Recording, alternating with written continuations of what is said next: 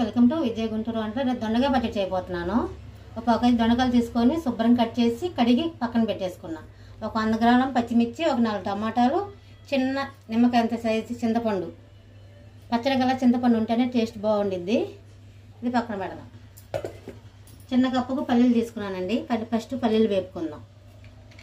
పల్లీలు వేసుకోవటం వల్ల చాలా టేస్టీగా బాగుండిద్ది. స్టవ్ వెలిగించి బాండీ పెట్టాను. పల్లీలు వేసుకున్నాం.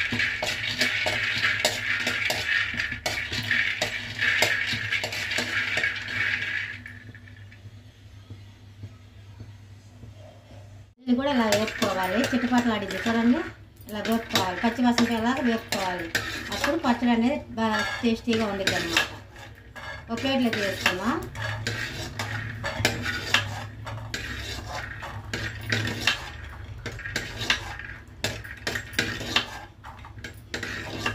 తీసుకున్నాం కదా, అలా వేపుకోవాలి. పల్లీలు కొద్దిగా చల్లారనియాలి. అలాగే కొంచెం ఆయిల్ వేసుకుందాం. పచ్చిమిర్చి,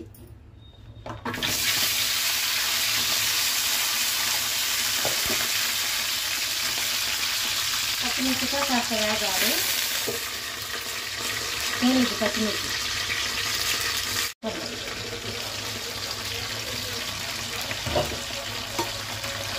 పచ్చిమిర్చితో కాస్త మగ్గింది కదా, వేగింది. దీంట్లో 2 స్పూన్లు జీలకర్ర, ఒక 1 స్పూన్ మెంతులు అన్నమాట వేసాను.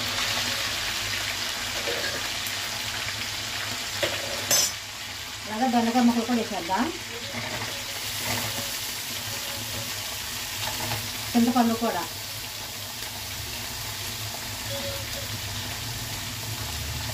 టమాటా ముక్కలు కూడా,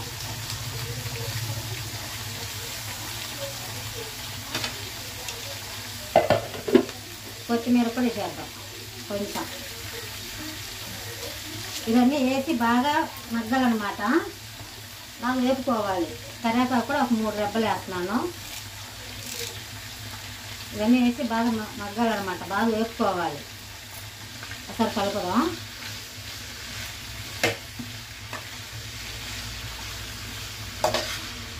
చాలా టేస్టీగా ఉండిద్ది. మన భోజనాలు పెట్టేలాగా పచ్చడిలాగానే ఉండిద్ది.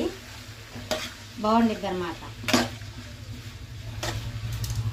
కలపను కదా, బాగా వేపుకోవాలి. పచ్చి వాసన అంతా పోయేలాగా బాగా మగ్గాలన్నమాట. దొండకాయలు, టమాటాలు అవన్నీ బాగా మగ్గాలి ఆయిల్లోనే. బాగా వేపుకుందాం. చూడండి, బాగా మగ్గింది. దొండకాయలు, టమాటాలు, పచ్చిమిర్చి అన్నీ ఇలా వేపుకోవాలి. ఒక 2 రోజుల దాకా నిల్వ ఉండిద్ది అన్నమాట. ఎందుకంటే ఇక్కడ నేను పెద్ద ఉల్లిపాయ వాడట్లేదు కాబట్టి నిల్వ ఉండిద్ది. అదే పెద్ద ఉల్లిపాయ వేసానుకో బూజు పట్టేసిద్ది అనమాట. బూజు వచ్చేసిద్ది. ఇంక స్టవ్ ఆఫ్ చేసుకోవచ్చు. బాగా మగ్గింది అనమాట. ఇలా మగ్గియాలి ఆయిల్లోనే. అప్పుడు బాగుండిద్ది అనమాట. స్టవ్ ఆఫ్ చేద్దాం. కొద్దిగా చల్లారనిద్దాం. ఇలా పైన పొట్టులు చేసుకున్నాను. శనగత్తనాలు కూడా పొట్టులు చేసుకున్నాను. అలాగా కొద్దిగా చల్లారిన తర్వాత మిక్సీ పడదాం. మిక్సీ వేసుకుందాం. చిన్నులపాయలు ఒకటి తీసుకున్నాను. ఇలాగ పాయలు ఒలి చేసుకున్నాను.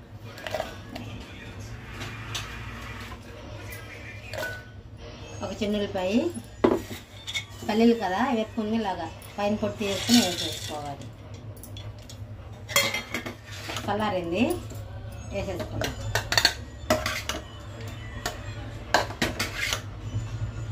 వాటర్ అవసరం అయితేనే కొద్దిగా వేసుకోండి, లేకపోతే అవసరం ఉండదు. అలాగే ఉప్పు వేసి మిక్సీ పెట్టేసుకోవాలి. కొంచెం కచ్చమిచ్చగానే ఉండాలి. ఏ పచ్చళ్ళకైనా కొద్దిగా తొక్కుగా ఉంటేనే టేస్టీగా ఉండిద్ది. స్మూత్గా ఉండి అసలు బాగోదు. ఇంకా రోటి పచ్చడి అయితే సూపర్గా ఉండిద్ది. నాకు రోల్ ఉంది కానీ కింద ఉంది. కొంచెం కొద్దిగా వెళ్ళటానికి కొద్దిగా ఇబ్బంది నాకు. అలాగే మిక్సీ పట్టేస్తున్నాను. పైన లేదు రోలు, కింద ఉంది. మిక్సీలో కచ్చామిచ్చగా మిక్సీ పెట్టేసుకుంటే సరిపోతుంది. మరీ మెత్తగా అవసరం లేదు. సరిపడినంత ఉప్పు వేసుకుందాం.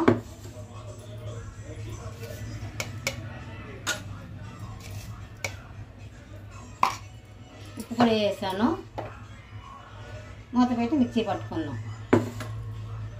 వెలిగించి బాండీ పెట్టాను. ఆయిల్ వేద్దాం.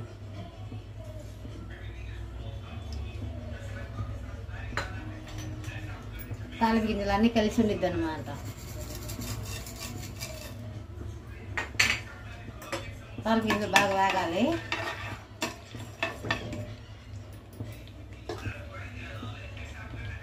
తాలింపు గింజలు కూడా వేగుతుంది కదా, ఎండుమిర్చి ఒక 3 తీసుకున్నాను, కరివేపాకు వేసేద్దాం.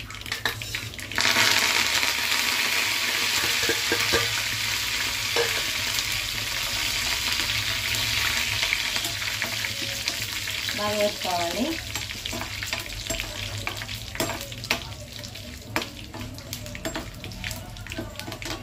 మంట తగ్గిస్తున్నాను, ఇలా వేసుకోవాలన్నమాట. ఇలా మిర్చి పట్ట వేసేద్దాం.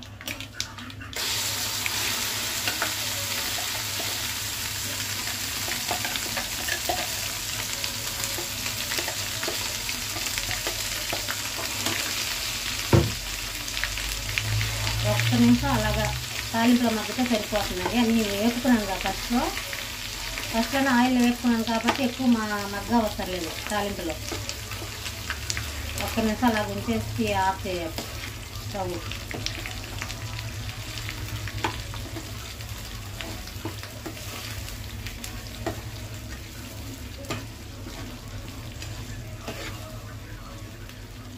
స్టవ్ ఆఫ్ చేస్తున్నాను.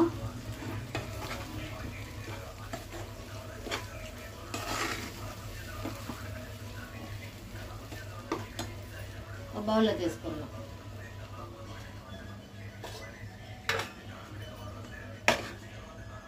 ఇలాగొచ్చింది,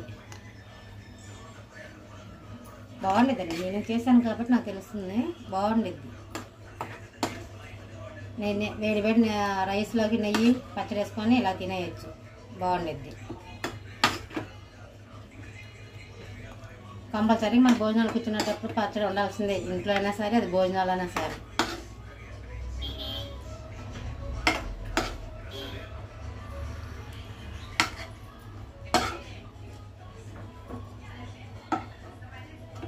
అంతేనండి వీడియో. ఎలా కనిపిస్తుంది చూడండి, కలర్ఫుల్ కనిపిస్తుంది కదా, అంతే.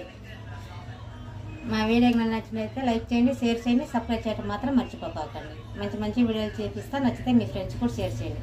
నెక్స్ట్ వీడియోలో కలుద్దాం.